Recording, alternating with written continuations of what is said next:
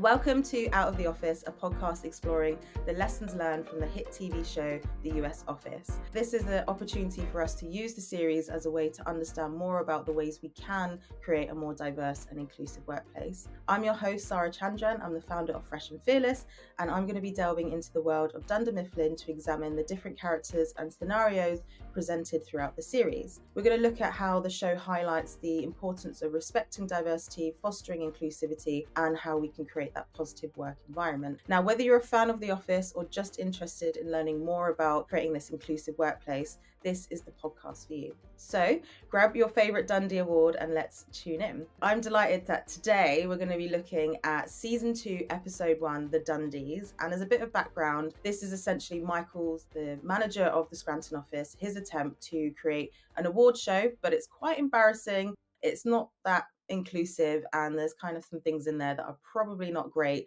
to boost employee morale and spirits. And it takes place in the local Chili's restaurant, and he thinks that all his employees love the awards and that they love his comedy act, but actually a lot of people dread the Dundies. So that's a little bit of background, and I am delighted to have a good friend of mine, Nick, to talk to me about this episode. So Nick, do you want to come up and say hello? Hi, Sarah. Pleasure to be here. I'm Nick Warner. I'm a learning and development manager, currently working in InsurTech, so helping people to unlock their full potential, but still struggling when working on that myself. If only there were a training module for that. Love that. So one of the icebreaker questions I have for all my guests is, so Michael infamously in the show has a mug that says world's best boss that he bought himself. So if you had world's best something mug that you bought yourself, what do you think it would say?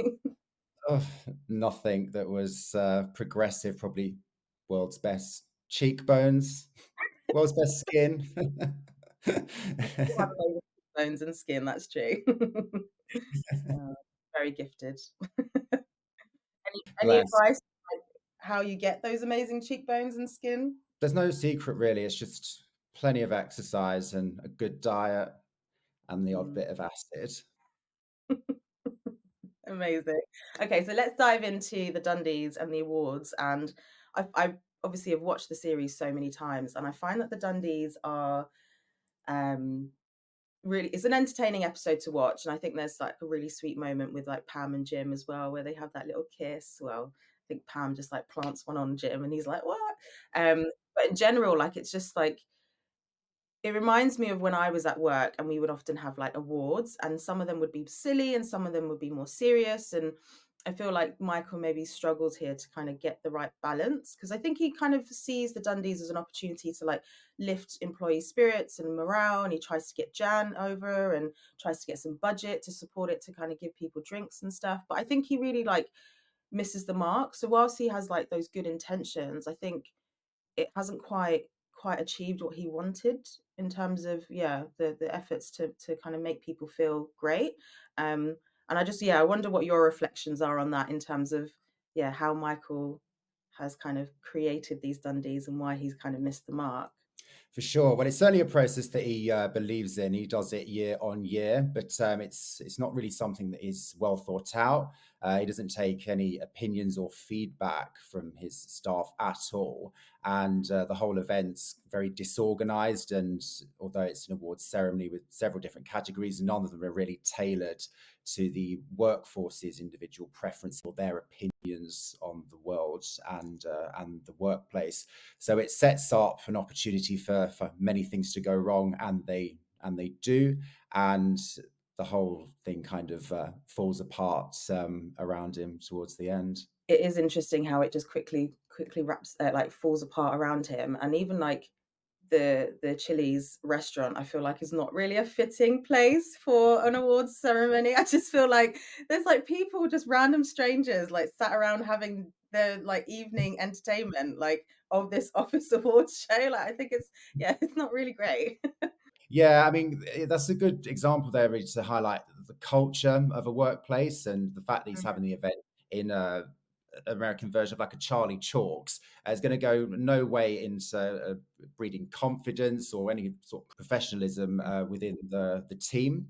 Um, People are kind of there against their will. If you look around the faces in the room, everyone's initially anyway certainly very bored or acting like they don't want to be there, or just outright offended at some of these award categories that are being dished out to them. Yeah, and I think like there's a couple of awards like he gives Kelly like oh, I've forgotten what it is, like something about curry, which is just completely inappropriate and so offensive to give the only Indian person in the office an award associated with curry. And then he obviously gives like Pam the White Sneakers Awards, which she seems really delighted by. And then he gives like Kevin like smelliest bowel movement and stuff. And they're just like, I get that they're funny and like it's kind of his efforts to kind of make people laugh. But I think people do look forward to getting like genuine recognition for their kind of their efforts at work. Sure. I mean, you hit the nail on the head there with he was trying to bring an element of humor to the occasion, but it was his humor, and it wasn't finely balanced at all when mixing that in with professionalism. This is a corporate event at the end of the day, despite it being in a Chili's. Michael failed to understand that the team's humor or their preferences change person to person. He's clearly not set any clear boundaries when leading that team, and it's not really encouraging an inclusive work environment. You couldn't make the errors like he did with the categories if he had done so.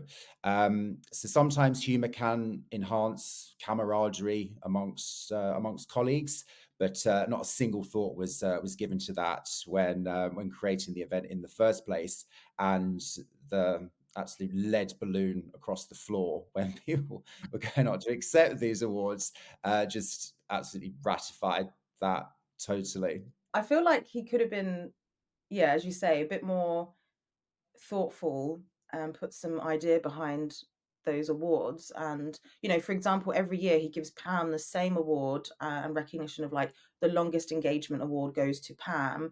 And obviously that actually really hurts Pam's feelings because she's obviously quite sensitive about it for very clear and obvious reasons. Mm. And I feel like if he knew his employees and had like a bit of awareness about those small behaviors and like picking up those cues that people aren't having fun, people aren't laughing, people Yeah, clearly don't want to be there. So he's not, created that environment for them to kind of want to be in that space.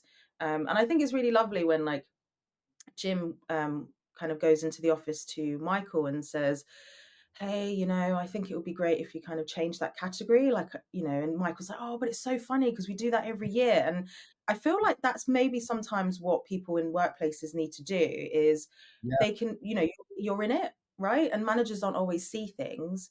And I feel like as an employee, you have the insight to the culture that you can then mm, say to the manager, hey, I'm not sure if you know this, but maybe this award isn't the right one, or maybe this is what's happening with your colleagues, and just supporting each other that way. I feel like there's like an element of, advocating for each other at work in that yeah. way, like Jim did. Sure. Well, Jim's comment was direct feedback, and Michael's failed to take that on board. He's not even acknowledged it. He's not got a culture to improve that element to his workspace. Doesn't really acknowledge or learn from his errors ever, which kind of the premise of the show working so well. But for an office environment, extremely toxic. No open space to discuss ideas with the team, and yeah, the offensive awards that occur year on year. Any feedback that's come from the shop floor is not taken into consideration at all. And it, Mm. to me, if I was working in that environment, I would think my boss, the leader, does not value any kind of progress. There's no sort of way forward in that sense. He's very lucky, actually, that anyone bothered to attend to attend at all. I think he managed to rope people in because it's like you can bring your partners and family, and so people are like, okay, cool. And then it turns out there's no budget and they have to buy their own drinks and food, and it's just like, oh, really? Like you can't even do the Yeah. basic thing, right? Sure, and comes across as completely unprofessional on his part for that. It was only really people's pity for him at the end of it, and a lot of alcohol that sort of saved and won the day. But if that were to play out in a more realistic setting, he would need to invest in some serious professional development after that night. Yeah. What kind of things do you think Michael could do with in terms of personal development? What kind of courses and modules would you put that man on? uh, well, the art of public speaking, perhaps, because I don't Mm. think he was particularly nuanced when he was delivering what he was to the He room. did a rap. Um, Clear communication, so improve communication by setting expectations within the team. You could argue that he did do that, but it was a culture of anything kind of goes almost, and certainly no boundaries when it comes to sense of humor and what may or may not be offensive. Regular updates, regular feedback as well, providing that channel for employees to feedback to the manager, praise or grumble. That can either be an anonymous feedback form, or we could have daily sort of stand-up meetings just to keep the temperature check on the attitude amongst his team, and ensuring that everyone understands their roles. You said people like to receive recognition for legitimate things that they've actually done in the day to day, and he was giving awards out for smelliest bowel movement, etc. So it doesn't really kind of allow everyone to fully embrace and understand their roles, because none of the awards that were dished out, or very few anyway, were actually relevant at all to the whole reason they're in that environment every day, going to work and taking a wage. Yeah, I think Michael could do with a lot of development. Every time I do these episodes, it's so funny because obviously the whole premise, as you say, of the show is, Michael's inability to take feedback and his lack of self-awareness. And it's what Yeah. makes for such an entertaining watch, right? But I feel like, yes, he's kind of like an inflated version of what kind of managers can be. But there are managers out there that are like that can't seem to take feedback. Like they do take Yeah. it so personally, or they don't even give the space to receive that feedback. So having those stand-ups, having that transparency to be like, here's an opportunity to fill in a feedback form anonymously, right? Because I think people aren't Mm. always comfortable with sharing feedback so Yeah. directly, where they're associated with it, because they worry about, I guess, the impact it will have on their own personal kind of journey in Sure. the I mean, he's got a lot of potential there. I think the blueprints in place for someone that does celebrate diversity and inclusion. There is a vast array of awards handed out and recognition given. There was just no personal touch to it, no sensitivity. So it absolutely touches on D&I and the importance of it, perhaps, but totally, given the event that took place, no consideration was kind of given to how people were going to react to it on a person by person um, basis, and he crossed many boundaries. There was a lot of discomfort amongst all of the employees, and just to go back to professionalism as a leader, he didn't maintain any level of that at all. And it wasn't even a friendly, supportive environment in the early days of that, in the early moments of that ceremony. It was an absolute cringe fest. Yeah. Honestly, it's the amount of cringing that goes on when you watch this show, it's ridiculous. You're just like, "Oh god, is he really gonna do this? Is he really gonna say that?" And there's a bit there where he does something really offensive. He's like, mimicking, Southeast Asian people, and you can see there's like guests in this chili restaurant just eating their meal, and they're just looking at him like, "What the hell is this?" Like, can you imagine if someone did that today in a restaurant? Like, the company would be in turmoil, rightfully so. But Michael just seems to get away with it, and like, Dunder Mifflin gets away, with no repercussions for Michael's behavior.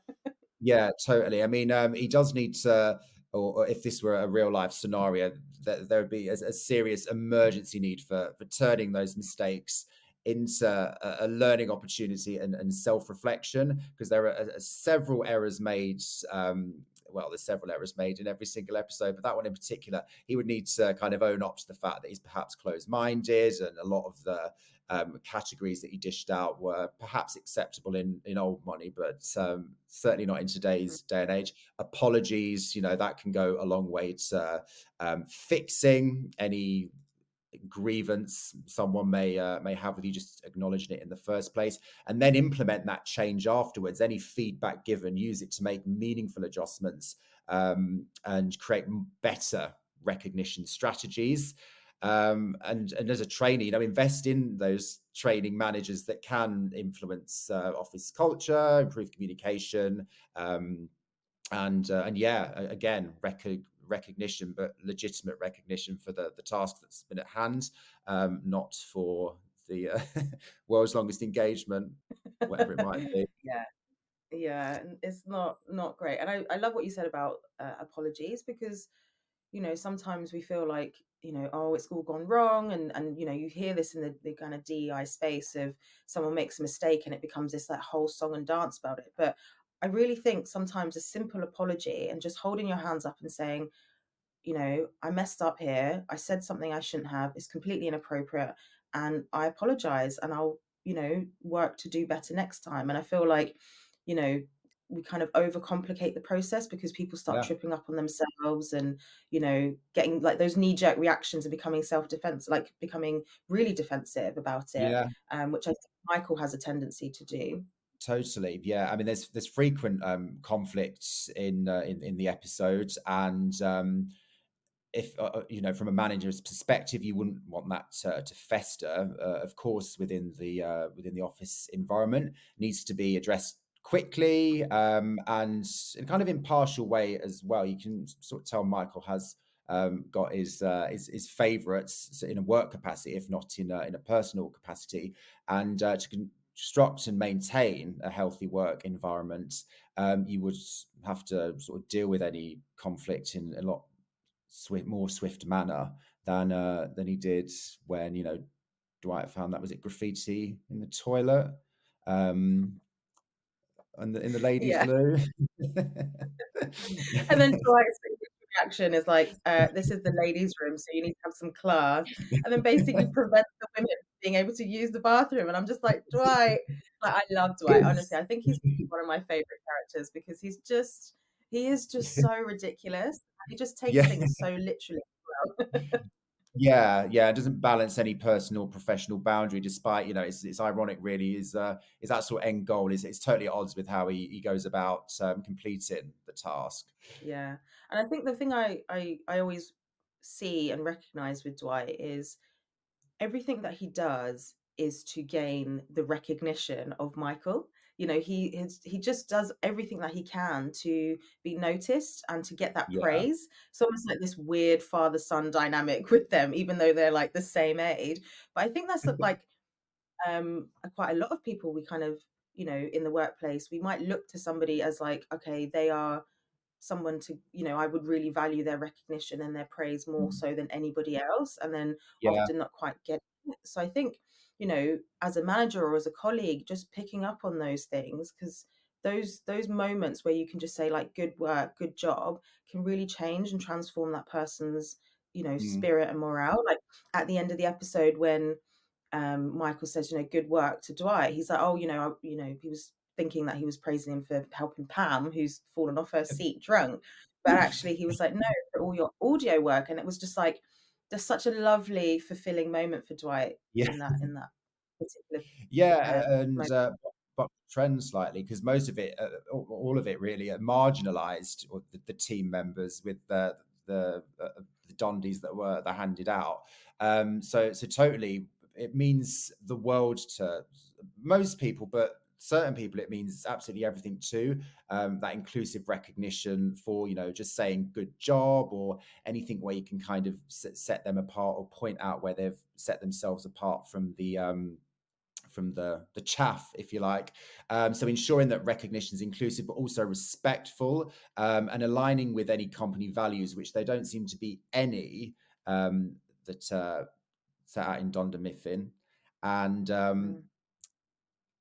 avoid awards that could potentially offend, marginalized team members, celebrate diversity, yes, and we kind of touched on that slightly, that he does have, Michael Scott, have the framework to do that, but it's about making everyone feel valued for, you know, unique contributions. And you could put Dwight in that bracket, because I very much get the impression that the office, however flawed he might be in himself, could not function without his Kino mentality. That is one way to put it. Kino mentality. That is Dwight in a nutshell. Yeah. I think you just put that so beautifully. Because even like in the office space, I feel like, you know, Michael spends so much of his time in his own office. And I feel like, you know, when he does come out, it's to irritate people. It's not actually to understand like what people are feeling, what they're working on, what's going on for them. And I think, you know, with managers, it's about taking that time out to get to know your colleagues, get to know your Mm. employees, because yeah, as you say, then when it comes to these awards, you can actually put something together meaningfully that actually makes someone feel good about the Yeah. work that they've been putting in. And they're like, okay, I'm seen, I'm heard, I'm valued, and here's an Mm. award to show that. I think, you know, awards are only one part of it, because I think, you know, they're very sweet and they're nice to have those kind of I guess workplace culture events to try and, you know, boost morale. But Yeah. sometimes we need to just give people pay rises. We need to pay them equitably. We need to recognize them with promotions and progression and routes like that. Hmm. Sometimes a little trophy with a bowling ball person is probably not like the best thing. Yeah, no, for sure. I mean, yeah, employee development should be kind of put at the forefront, really. It's not always possible for promotion, and you certainly can't ever promote everyone. But if you sort of give the idea and create the culture for ongoing development and training, and managers should invest in employees' professional growth to enhance their skills, that will go some way to providing more job satisfaction and perhaps even overall productivity amongst the workforce as well.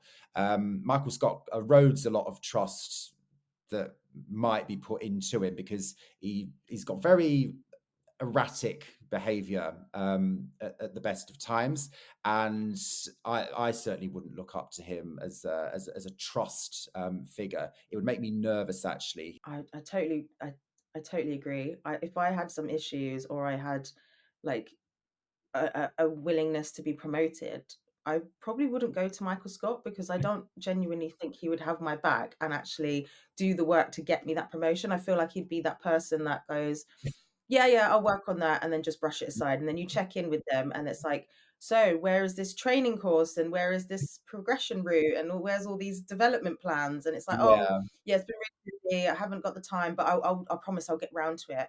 And it just goes on like that for so long, and then people yeah, just end up leaving. Obviously, people don't leave the office, because then we'd probably have like 2 episodes because everyone would have left by now. Um, but yeah, I just feel like in the real world, that's when you know, they say people don't leave workplaces, they leave bad managers. And I think that's yeah. just basic, you know, in essence, what happens a lot of the time.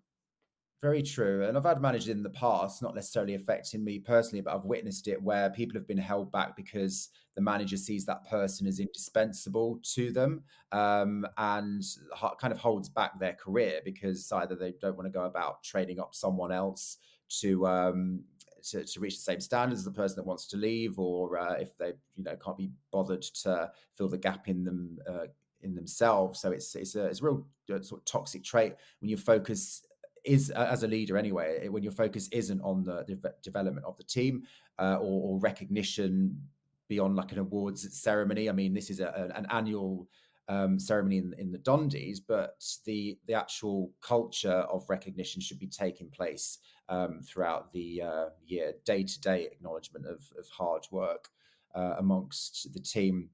This should be a habit for a manager to express, and that generally anyway would in turn create a more positive and encouraging environment. His leadership style massively impacts anything you would perhaps call culture in that team. He's his behavior sets the tone. His actions his attitude. It's what shapes the hostile nature of that award ceremony when it kicks off. It kind of saves the day towards the end, but it's more through luck than judgment, really. I feel like every episode it like ends up being okay, and I'm like, how? How has this just suddenly become really like rosy and perfect, and everyone is friends again, and everything is great? I'm just like, there's something here that I don't quite If only, understand. honestly, if Yeah. only that were the way. Mm, but I feel like, even though it's kind of rosy at the end, even when people come back in the office, yes, they've had that one nice moment and everyone's kind of Mm, happy, but they then go mm. back into the office and the things are the same as they were before. And it's just like, okay, here we go again. And you just kind of, yeah, try and navigate that space. Well, however good a time people might have had in the end, that is going to be a hot gossip around the water cooler. People aren't going to forget it, and it's like a self-fulfilling prophecy of a downward spiral, really, when it comes to having a negative energy in the workplace. I found it really interesting when you were saying, yes, the Dundies are once a year. And it makes me think about like 360s and like when you have your like end of year feedback and you get that kind of development and constructive criticism, hopefully, from your colleagues and managers and things like that about things that you can develop and improve. But there's this like thing called recency bias where we actually only remember information from like a few weeks before that moment. So actually, when we get those 360 pieces of feedback, or we have that yearly check-in or whatever it is, actually the feedback and the insights that you get from your manager or whoever's giving you that feedback is likely to only have been from the last few weeks or even couple of months. So actually you're Yeah, not getting a representative view of the entire year. So as you said, you need to build that habit within the organization where there are checkpoints throughout the year that you give feedback and you give development, you give training, because there's no one point in the year where it's like, okay, this is the moment, because actually it needs to be embedded throughout the entire journey of an employee. yeah, yeah, totally. And that comes down to sort of clear expectations. It's totally set from leadership, from the top down. That kind of culture, turning mistakes into learning opportunities, and that regular feedback. So if anyone is falling down in a certain area, they can make the efforts to then go and invest in training or in self development and that kind of thing. The team dynamics affected as well if it's skewered one was that bit. I didn't have any clue about that. Was it conscious bias, recency bias Recency there? bias, yeah. I wasn't aware of that at all. Um, if you want to sort of see how an overall team environment is shaped, picking something from statistics or observations from the 12 months ago is not going to go any way to helping someone improve themselves. So there's a communication challenge there that needs to be addressed. Needs to be a clear and effective communication in the workplace to highlight any instances that do need to be fixed. And you know, I don't think Dunder Mifflin succeeds in engaging its employees in that way. Mm. And I think, um, when I think about kind of going back again, I keep going back and forwards with this because there's just so much to like talk about when it comes to the Scranton office and Michael Scott. But yeah, like in terms of that once a year and that feedback and making it part of the culture, um, I had a previous episode where we talked about how Pam gets involved with or finds out about the internship about graphic design, and so she's like interested in taking that up. And I feel like because Michael doesn't take the effort to recognize or take time to understand and learn more about his employees, he doesn't know to put them forward for these opportunities because he just doesn't see that as part of him and what he should do, which I think every manager should. You're supposed to there empower and uplift your employees and put them forward for things, because not always people don't always put themselves forward for things because there's like imposter syndrome or nervousness and all kinds of things that kind of become barriers to putting yourself forward, and you might not even know these things exist, right?